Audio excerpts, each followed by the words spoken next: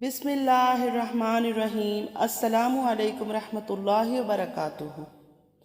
आज हम आप लोगों के साथ शेयर करेंगे हज़रत अय्यूब अलैहिस्सलाम की कहानी।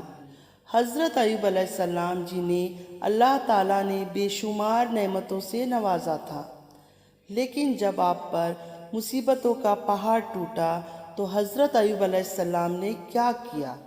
हज़रत अय्यूब अलैहिस्सलाम को ऐसी कौन सी बीमारी हो गई थी कि लोग उनसे दूर भागने लगे। 18 सालों तक एक बीमारी में मुब्तला रहकर भी अपने ज़ुबान से उफ तक भी ना कहने वाले एक साबिर नबी की कहानी आज हम सुनेंगे। हज़रत अय्यूब अलैहिस्सलाम का अब्रानी नाम उब था, जिन्हें तौरात में जॉब कहा गया। हज़रत अय्यूब अलैहिस्सलाम का पैदाइश अरब के शुमाल में बसरा नाम की बस्ती में हुई। हज़रत अय्यूब अलैहिस्सलाम के वालिद इसहाक अलैहिस्सलाम की नस्ल से ताल्लुक़ रखते थे, जबकि हज़रत अय्यूब अलैहिस्सलाम की वालिदा हज़रत लूत अलैहिस्सलाम की बेटी थी। मुहक्किकीन ने लिखा है कि हज़रत अय्यूब का ज़माना हज़रत याकूब अलैहिस्सलाम और हज़रत मूसा अलैहिस्सलाम के दरमियान का ज़माना था। अल्लाह ताला ने हज़रत अय्यूब अलैहिस्सलाम को मनसब नबूवत पर फाइज किया और आप अपने कबीले के सरदार भी थे। हज़रत अय्यूब को अल्लाह ताला ने बेशुमार मालो दौलत से नवाजा था। हज़रत अय्यूब अलैहिस्सलाम की माल और मवेशियों की तादाद हज़ारों में थी और खिदमतगार और नौकर चाकर सैकड़ों में। बेशुमार खेत खलियान हज़रत अय्यूब अलैहिस्सलाम की मलकियत थी। हज़रत अय्यूब अलैहिस्सलाम निहायत सखी इंसान थे। गरीबों की अमदाद, फ़ुक़रा और मिस्किनों की अनत, बेकसों की दस्तगीरी, बेवाओं और यतीमों की कफ़ालत, मज़लूमों की फ़रियाद रसी और आम लंगर खिलाना हज़रत अय्यूब अलैहिस्सलाम का सबसे पसंदीदा आमाल था। हज़रत अय्यूब अलैहिस्सलाम के मुताल्लिक़ तौरात में एक सहीफ़ा मौजूद है, जिसका नाम सहीफ़ा अय्यूब यानी द बुक ऑफ जॉब है। हज़रत अय्यूब अलैहिस्सलाम की बीबी का नाम बीबी रहमा या लिया था, जो हज़रत यूसुफ अलैहिस्सलाम की बेटी थी। हज़रत अय्यूब अलैहिस्सलाम के 7 बेटे और 3 बेटियां थीं। हज़रत अय्यूब अलैहिस्सलाम लोगों को दीनी इब्राहिमी तालीम देते थे और इन्हें शिर्क को बुत परस्ती के अमाल से बचने की तलकीन किया करते थे और आखिरत पर ईमान लाने की दावत दिया करते थे। आप हर वक्त अल्लाह ताला की इबादत और शुक्रगुजारी में मशगूल रहते थे कि अल्लाह ताला ने उन्हें इतनी सारी नेमतों से नवाजा है। रिवायत है कि एक रोज़ फरिश्ते हज़रत अय्यूब अलैहिस्सलाम की इताअत गुजारी, आजिज़ी और फर्मा बरदारी की तारीफ़ कर रहे थे। इस पर इब्लिस ने दावे से कहा कि अल्लाह ने अय्यूब पर इनाम व इकराम की बारिश की हुई है, इसी वजह से वो नेक और शुक्रगुजार है।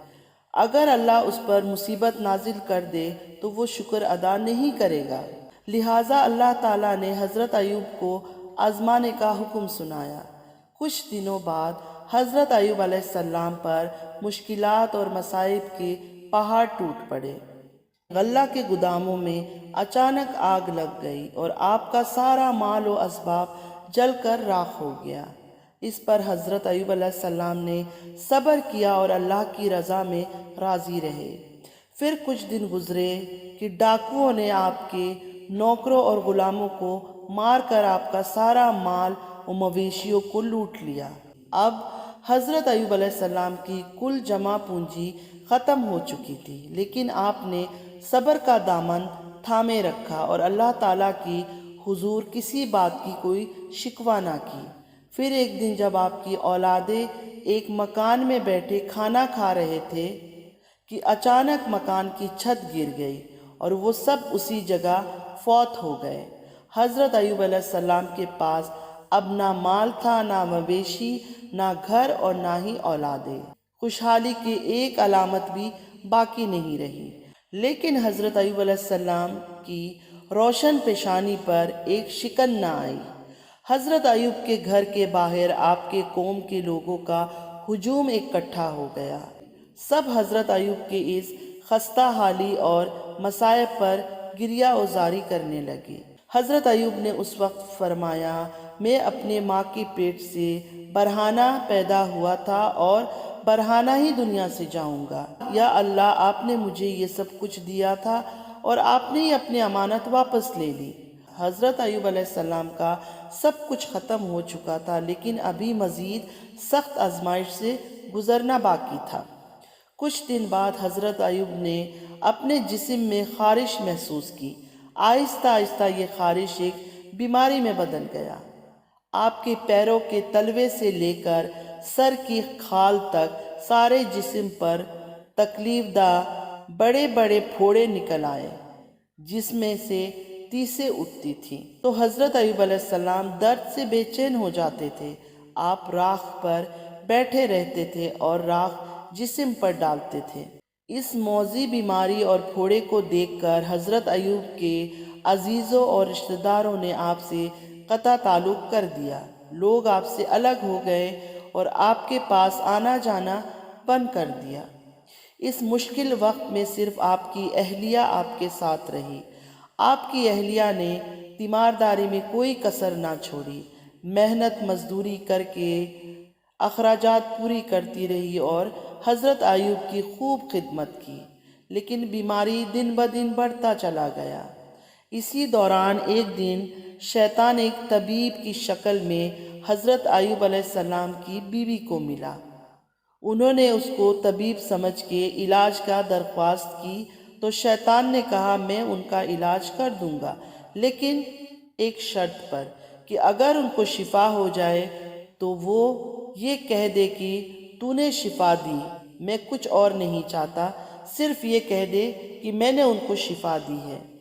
حضرت ایوب علیہ السلام کی بیوی نے آپ کو اس طبیب کے متعلق بتایا تو حضرت ایوب علیہ السلام نے فرمایا کہ وہ تو شیطان تھا، میں عہد کرتا ہوں کہ اگر اللہ تعالیٰ نے مجھے شفا دی تو میں تجھ کو 100 کوڑے ماروں گا، کیونکہ تو اس کی باتوں میں آ گئی۔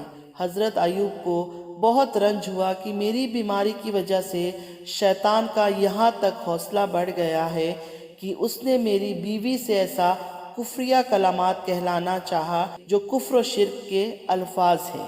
اسی طرح وقت گزرتا رہا، حضرت ایوب علیہ السلام کی تکلیف بڑھتی گئی، جسم کا کوئی حصہ بھی پھوڑوں سے محفوظ نہ رہا۔ حضرت ایوب علیہ السلام گھر کے ایک ویران کونے میں جا بسے۔ اس مشکل وقت میں بھی آپ ہر وقت اللہ کی عبادت اور شکر ادا کرتے تھے اور ہر وقت زبان پر اللہ کا نام ہوتا۔ اب تکلیف اتنا زیادہ بڑھ گئی کہ آپ کا گوشت جسم سے جڑ چکا تھا اور صرف ہڈیاں اور پٹھے رہ گئے تھے۔ ایک دن آپ کی بیوی نے کہا، اگر آپ اللہ سے دعا کریں گے تو اللہ آپ کو اس بیماری سے ضرور نجات دلوائیں گے۔ حضرت ایوب علیہ السلام نے جواب دیا کہ اللہ تعالیٰ نے 70 سال تک مجھے صحیح سلامت رکھا، اب کم سے کم میں 70 سال تک تو صبر کر لوں گا۔ یہ سن کر بیوی خاموش ہو گئی اور رونے لگی۔ ایک دن کا واقعہ ہے کہ حضرت ایوب علیہ السلام کے بھائی ان سے ملنے آئے اور دور کھڑے ہو کر کہا، اگر آپ کے اندر کوئی بھلائی ہوتی تو اس طرح بیماریوں میں مبتلا نہ ہوتے۔ جس پر حضرت ایوب علیہ السلام بہت غمزدہ ہوئے ان کی بات سن کر۔ روایتوں کے مطابق حضرت ایوب اس بیماری میں 18 سال تک رہے۔ برسوں مشقتیں اور تکلیف جھیلنے کے بعد بھی آپ برابر صبر و شکر کرتے رہے، اور حضرت ایوب علیہ السلام نے اپنے اللہ کے حکم سے یہ دعا مانگی، بے شک مجھے تکلیف پہنچی ہے اور تو سب رحم کرنے والوں سے بڑھ کر رحم کرنے والا ہے، لہٰذا اب امتحان کی گھڑیاں ختم ہوئی۔ حضرت ایوب علیہ السلام اللہ کی آزمائش میں پورے اترے اور امتحان میں کامیاب ہو گئے۔ حضرت ایوب علیہ السلام کی دعا بارگاہ الہی میں قبول ہو گئی۔ حضرت ایوب علیہ السلام نے اپنے پاؤں زمین پر مارا، جہاں سے ٹھنڈا اور شیریں پانی کا چشمہ نکلنا شروع ہو گیا۔ پھر حضرت ایوب نے اپنا کمزور جسم کو گویا اس چشمے کے پانی پر ڈال دیا۔ جیسے جیسے جسم پر پانی پڑتا، جسم میں توانائی آنے لگی۔ حضرت ایوب علیہ السلام دیر تک نہاتے رہے، یہاں تک کہ مکمل طور پر صحت مند ہو گئے۔ حضرت ایوب کے لیے اللہ تعالیٰ نے جنت سے جوڑے بھیجے، جسے آپ نے پہن لیا اور وہاں سے ہٹ کر ایک طرف بیٹھ گئے۔ اس دوران آپ کی بیوی وہاں پر موجود نہیں تھی۔ جب ان کی بیوی وہاں تشریف لائی تو انہیں پہچان نہ سکی۔ انہوں نے آپ سے ہی پوچھا کہ اللہ کے بندے، یہاں ایک بیمار شخص تھا، وہ کہاں گیا؟ اس بات پر حضرت ایوب علیہ السلام نے فرمایا، میں ہی ایوب ہوں۔ انہوں نے عرض کیا، اے اللہ کے بندے، آپ مجھ سے مذاق کرتے ہو؟ حضرت ایوب علیہ السلام نے دوبارہ کہا، میں ہی ایوب ہوں، اللہ تعالیٰ نے مجھے میرا جسم لوٹا دیا ہے۔ اللہ کی معاوضے سے، اس پانی کی برکت سے حضرت ایوب علیہ السلام اور ان کی جوزہ دونوں صحت مند ہو کر پھر سے جوان ہو گئے۔ آپ اپنی بستی میں واپس لوٹ آئے۔ اللہ تعالیٰ نے دوبارہ آپ کو مال، مویشی، اولاد و سامان پہلے سے بھی مزید بڑھ کر عطا فرمائی۔ روایت ہے کہ حضرت ایوب علیہ السلام کے دو کھلیان تھے، ایک گندم کا اور ایک جو کا کھلیان تھا۔ اللہ تعالیٰ نے دو بادل بھیجے، ایک بادل گندم کے کھلیان پر اس قدر برسا کہ سونے سے بھر گیا، اور دوسرے بادل نے جو کے کھلیان کو چاندی سے بھر دیا۔ حضرت ایوب علیہ السلام نے 4 پشتوں تک اپنی نسل کو پھیلتے دیکھا، اور 140 سال کی عمر میں حضرت ایوب علیہ السلام کی وفات ہوئی۔ حضرت ایوب علیہ السلام کی اس واقعہ میں ہمارے لیے پیغام ہے کہ اللہ تعالیٰ کی نیک بندوں کا اللہ تعالیٰ کی طرف سے امتحان ہوا کرتا ہے، اور جب وہ امتحان میں کامیاب اور آزمائش کے پورے اترتے ہیں تو اللہ تعالیٰ انہیں مراتب اور درجات میں اتنا اعلیٰ سربلندی عطا فرما دیتا ہے کہ کوئی انسان اس کو سوچ بھی نہیں سکتا ہے۔ اگر انسان جان لے کہ امتحان کے بعد اس کو کیا کچھ حاصل ہونے والا ہے تو پھر وہ امتحان سے کبھی نہ ڈرے بلکہ محبت کرنے لگے گا۔